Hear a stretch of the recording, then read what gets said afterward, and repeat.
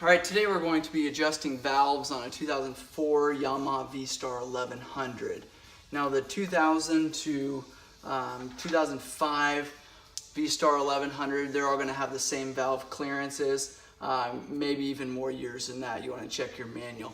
First thing you're going to want to do is pull the two caps off that have the flathead screw driver markings on them. You want to pull those both off. Now then, you're going to grab a 22mm socket with a wrench or with a ratchet, and you're going to find top dead center. Now we've already found it on this model because it can be time consuming, but on your flywheel that sits in here, you're going to have several marks on there. One of them with an F, one of them with a T.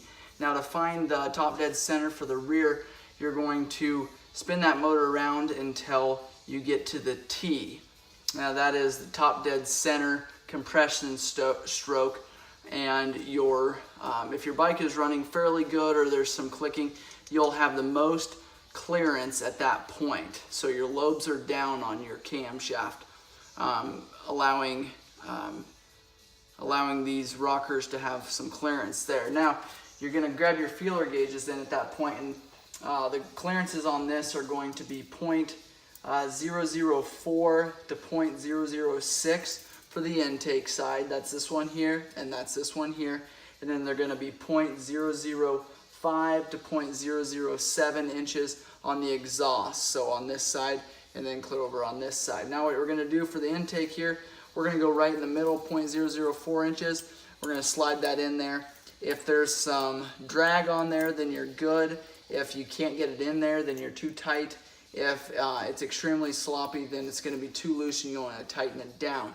Your valves, if they're ticking, more than likely they're going to be too loose and you're going to need to tighten them down. If your bike is hard to start, then your valves may be too tight. You may not be sealing up like it should.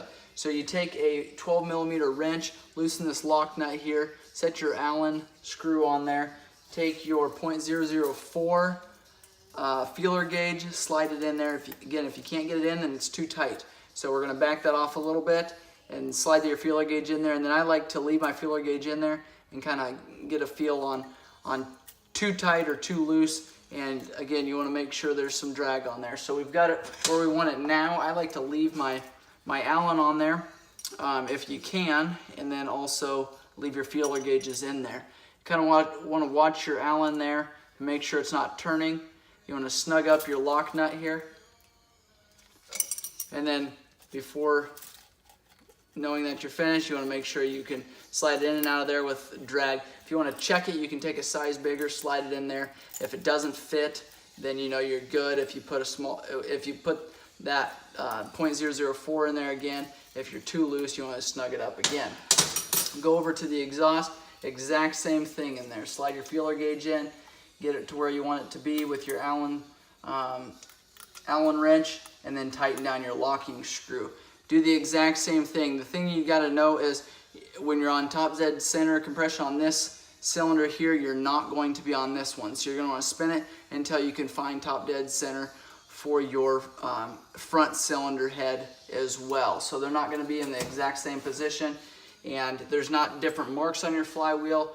You just got to figure out which one's top dead center for that model. Also, another thing you can do, pull your spark plug, and you can drop, sometimes you use zip tie or something. You want something that's not going to damage up your cylinder, or your cylinder and your piston. Slide it down in there. When it gets to the top, you know you're at top dead center compression or fire. You want to find out which stroke you're on. So that is checking valves on a 2004 Yamaha Vstar 1100.